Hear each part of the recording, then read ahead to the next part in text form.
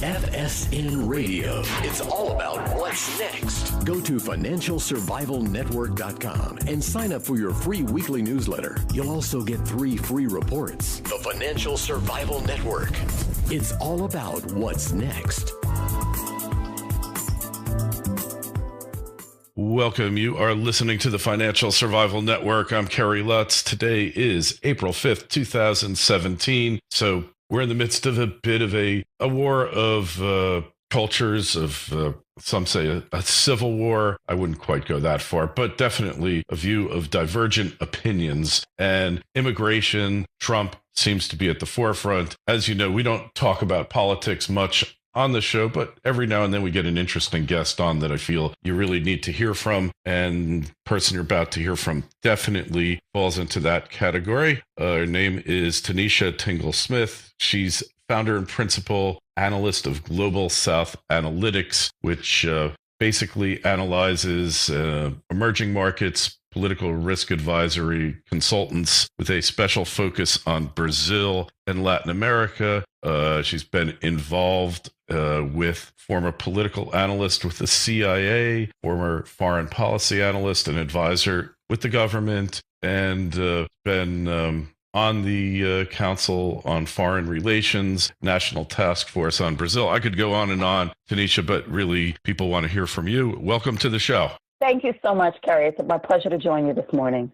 So Trump's immigration agenda. Tell us what you think. Well, immigration is once again in the crosshairs of policy debate. The Trump administration has outlined immigration reform as the cornerstone of the administration's broader agenda to reboot America's standing. And you mentioned in the opening divergent views. And boy, oh boy, is this an issue that is really emblematic of that. Immigration, like healthcare and possibly tax reform, is one of the most complicated and knotty policy issues any administration could tackle. And this administration, true to form, has done so, evoking a tremendous amount of political noise.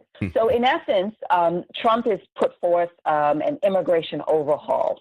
And as I said, and the word of today is going to be complicated because for your audience it really is, but we'll try to break it down in the most simplistic form. There are 2 aspects of this immigration overhaul. The first is about attempting to safeguard American borders, so improving America's homeland security position. And that was reflected in the executive order, travel ban executive order that Trump issued in January. Your audience might remember there was a lot of political backlash around this. It actually was met with a tremendous amount of legal opposition. And so the Trump administration revoked that initial travel ban and went back to the drawing board and reissued a second iteration of the travel ban, which was set to take effect March 16th. That, too, was met with legal opposition. And, in fact, there was a legal injunction. And so it was, quite frankly, dead upon arrival. And what did that travel ban include? It was an outline to bar admission of immigrants from 6 Muslim-majority countries. And again, the president saw this as a way to safeguard the nation against a possible terrorist attack at the hands of radicalized Islamists. And so there's a ban for Muslims from all 6 of these countries. It was also a halt on refugee flow for an extended period of time. And the idea behind that was that there's concern because of, particularly the case in Syria, it's difficult to determine who's who. And as a way to improve maybe our vetting process, we should just bar all refugees until we can figure out whether people are coming here with legitimate humanitarian concerns or other nefarious purposes. And as I mentioned, this second iteration of the travel ban was met with legal opposition. And so right now it's halted. It's being battled in the court. And the appeal process, the Ninth Circuit Court of Appeals is reviewing this, as is the Fourth Circuit Court of Appeals, and so this is going to be bogged down for some time. At this present moment, it's unclear whether the Trump administration is going back to the drawing board for the third time to issue another iteration of the travel ban executive order.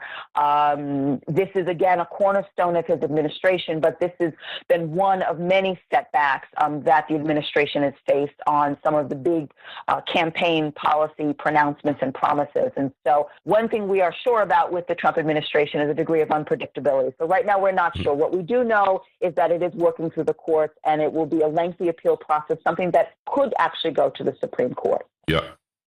And I guess that all ties in with the Supreme Court confirmation fight that's shaping up, which will probably be over in the next couple of days, in all likelihood. So the travel ban, though, was temporary, correct? 90 days till they got enhanced vetting procedures in place? For the ban on individuals coming from the identified Muslim majority countries, that was permanent, and for 120 days banning other refugees from other countries. And so the debate with the travel ban is the constitutionality of it, and whether or not the intent and effect of the proposed travel ban is tantamount to a Muslim ban, which would then be identifying persons based upon their religious affiliation and would be unconstitutional by our laws. So the first question is the constitutionality of it. The second question is the policy merit.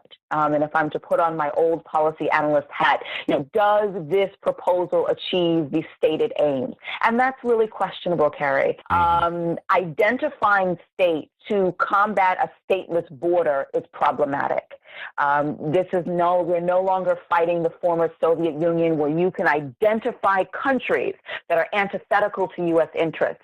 We're talking about individuals or groups of individuals who may be inspired by and may not even be directly a part of the larger organizational structure of terrorist groups, but have been radicalized and then carry out these heinous acts. Regrettably, we saw this happen in London just 2 weeks ago. Possibly that's the case that happened out of St. Petersburg yesterday. It's still new and investigations are still underway, so it's not conclusive who was behind the attack on the subway station in St. Petersburg. We saw that even here in the United States with the tragedy of San Bernardino. Now, those were two individuals who were inspired by radical Islamic propaganda and carried out those attacks. Mm-hmm. Well, how you go about stopping it, I mean, through immigration, not sure about that. Certainly we've seen what's happened in Europe with a mass flow purportedly from Syria, but it's really from a number of countries, the refugees in Germany, in Belgium, in the UK, in France. We've got these no-go zones all over the place in France, in Paris, where the police don't go. In Sweden, I mean, the police just won't go there. And, it's really undermining these countries, alienating the populations. So as far as the refugee flow goes, I think the courts are totally off base here. I think whether the policy is ill-conceived or not, I don't think the court, from a legalistic standpoint, and I was a lawyer in a former life, that they've got the right to intercede in this. It's been done numerous times before by many other presidents.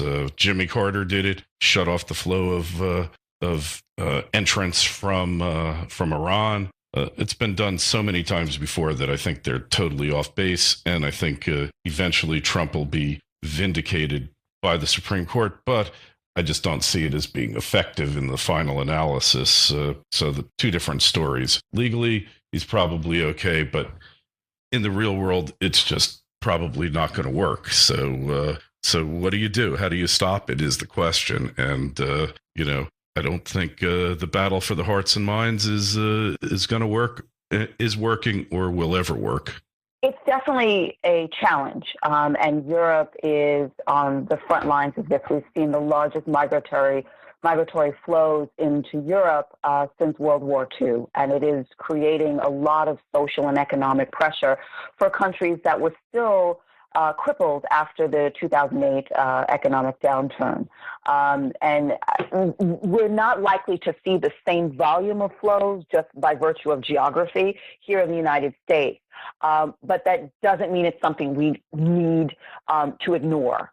It's something that we have to work to safeguard our borders much, much better. And so this question of public safety, we're talking about possible immigration flows coming from Muslim majority countries, coming from countries that are war-torn countries, which, as you mentioned, Syria, but there are a few others. We're also concerned about border safety and public safety concerns of the immigration flow from the southern border. Yeah. So coming out of Latin America, coming from Mexico and Central America. President Trump has made a great deal about attempting to safeguard America. The least, and this should be a priority for any administration. I think under the Obama administration, we saw efforts about deporting individuals with criminal records. And so you're absolutely right in mentioning that there were prior presidents who have done so. I think it was really what set it off for Trump with some of the bombastic language that was used during the campaign. Yeah. I guess he was sort of half jokingly referring to bad hombres, the notion that all Mexicans are criminals. That sort of clouded the discourse. And unfortunately, we somewhat got stuck at that point and have not been able to move through. But this might be a serious issue. Yeah. And how do we do better at improving it? Because, listen, any country that, as you mentioned that you're a lawyer, any country that adheres to laws has no moral or political obligation to invite or to tolerate individuals, least of all who are not citizens, who are not going to adhere to the laws of the land, right? Yeah. So this is something that should be universal. This should not be part of the debate. But again, the very bombastic discourse just set a certain tone for how we address these issues. So in terms of remedies, we are talking about enhanced border security. We are talking about improved vetting system, modernizing the system, making sure that, point A is communicating with point B. This is something that has to be implemented nationally, but also locally in different jurisdictions and different contexts. And so it's not an easy issue, and one that certainly can require additional funding and training. Yeah, great point. And it's when you see people coming to this country to take advantage of the social safety network. I mean, the country just can't afford it, especially after the last financial collapse and the deficits we're running. And one of Trump's proposals, and I don't know if it actually has seen a policy initiative, is, hey, if you're here illegally and you're collecting welfare or food stamps or whatever, hey, maybe we don't really want you here because you're not contributing. I mean, I believe that the bulk of, or many of the illegal immigrants who are here are really here to work and contribute. And I think they should have a legal means of doing so. I think the immigration system is really ridiculous. But on the other hand, if they're coming to sponge, I mean, I don't think Americans really want to put up with that. This is where, again, it gets naughty, right? So you're wading into the economics behind the immigration. And to be frank, employers want cheap labor. And employers benefit tremendously from legal and illegal immigration, right? So we have to address it on that side. Absolutely. The other side of it is consumers. American consumers want low-priced goods and services. And, we have a very consumer-based culture that has evolved. Americans don't buy things on credit anymore, right? Waiting until you can save enough cash to buy that desired product. We want things pretty quickly, and we want them, again, at reasonable prices, even if you're shopping at Walmart. We want good prices. And so what are the trade-offs for that? And what are we willing to address about this on the table? The estimates are that there's about 11 million undocumented workers here in this country. Again, the figures are probably higher, but roughly in that ballpark. And it's not by coincidence that the highest concentration of immigrants can be found in the 6 states, which taken together account for roughly 40% of all the goods and services in this country, right? So it's serving some type of economic imperative. We're talking about California, Texas, Florida, New York, New Jersey, and Illinois. And these undocumented workers have filled in the gap low-wage jobs in agriculture. We're talking about maintenance and farm work, leisure and hospitality, construction, landscaping. I think of my hometown. I was reared in Long Island, a quintessential suburban town in Long Island, New York. And, when I was coming of age decades ago, every Saturday morning, you could awaken to the sound of lawnmowers, usually the adolescent boys, going around the neighborhood earning extra money, mowing the neighbor's lawn. Well, fast forward to 2017, you see none of that. We see trucks of, quite frankly, Latino-owned landscaping companies. I don't even think most of my neighbors own a lawnmower anymore. And so those type of changes, are we prepared to going back to those type of jobs? Perhaps. But the other question is, and the key part of it, low-wage jobs. Those jobs do not lead to middle-class lifestyle. Those jobs will not support a middle-class lifestyle. That doesn't mean that they shouldn't be available for Americans. I'm not making that argument. But it is to say this notion that the middle class will somehow be restored by once again engaging in lawn mowing. Well, not so much. Not today. The one area, and the paper route is another place, another thing that was subsumed by illegal immigration or immigration. Used to be the kid on the bicycle. Now you see generally a Hispanic woman or guy riding around in the morning throwing out the paper. But one thing I would tell you here is in South Florida, where I live, the construction projects used to be all pretty much African Americans, masons, and predominantly the construction projects. Now it's all Hispanic.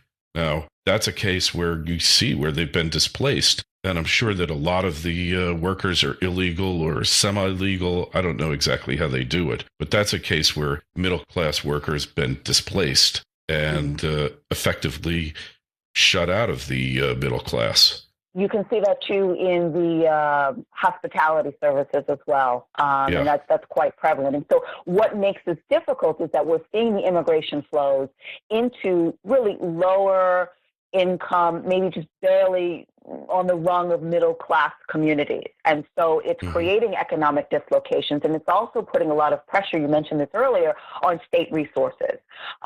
So education, we're often going into communities where the school system was already largely in disrepair, right? And so now we have inflows of immigrants and children for whom English is not their first language. And so again, this is putting additional strain and pressure on already taxed educational structures and weakened educational structures. And so this is where it becomes issues we have to work through. Immigration policy requires making choices, right? It also requires imposing criteria and establishing procedures. And we as a country need to go back and revisit some of the policies and procedures that had been in place. And perhaps they served in our needs for a particular time, but perhaps we're past that. And so, if immigrants serve a certain function in the workforce, maybe there should be an effort to moving towards granting residence or employment permits.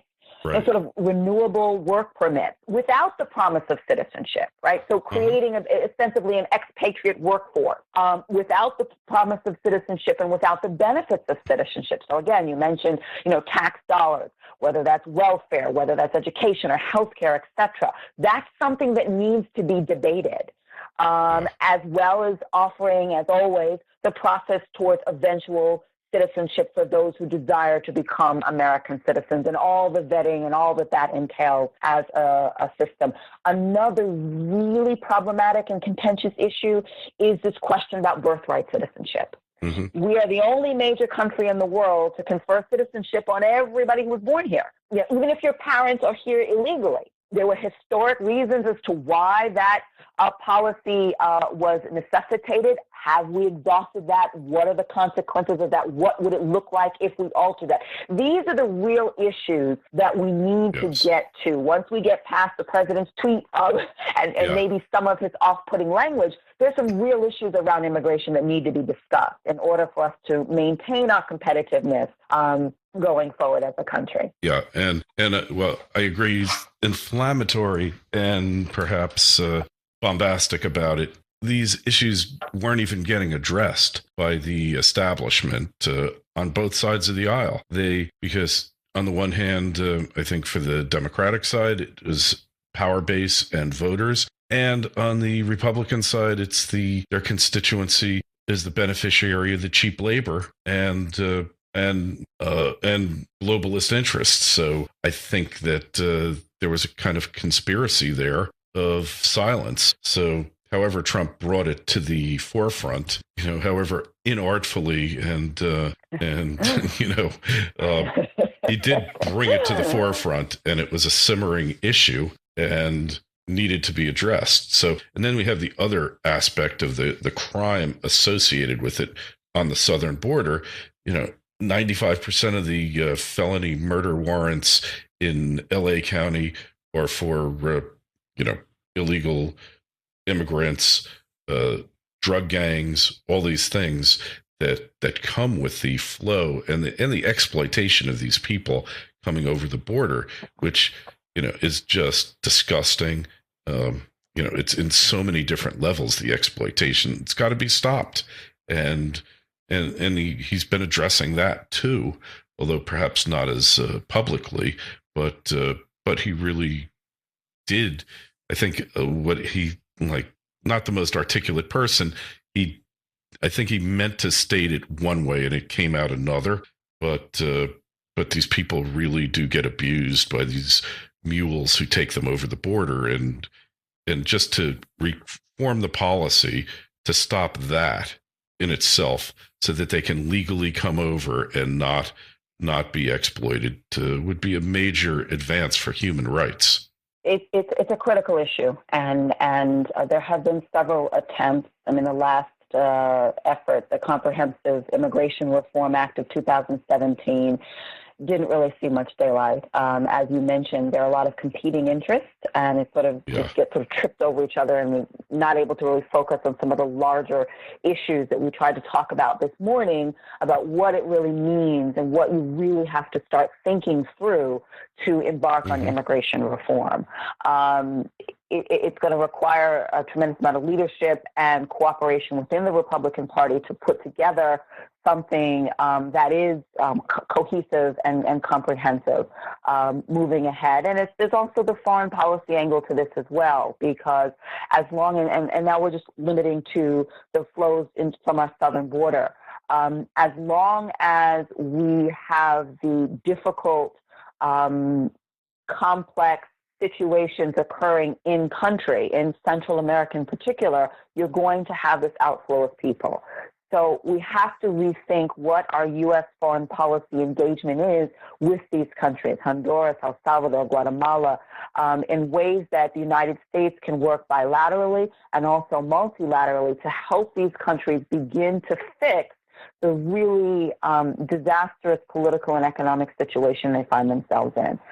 It's pretty desperate times when you find alarmingly large numbers of unaccompanied minors, children under the age of 12, some as young as 5, 6, 7 years old, traveling by themselves from Honduras to the United States. Yeah. That must be a pretty abysmal situation that these countries are mired in. And so when we look at State Department cuts, again, State Department as our principal organ of American diplomacy and efforts around development assistance, et cetera, this is really paramount. So it has to be a multivariated approach.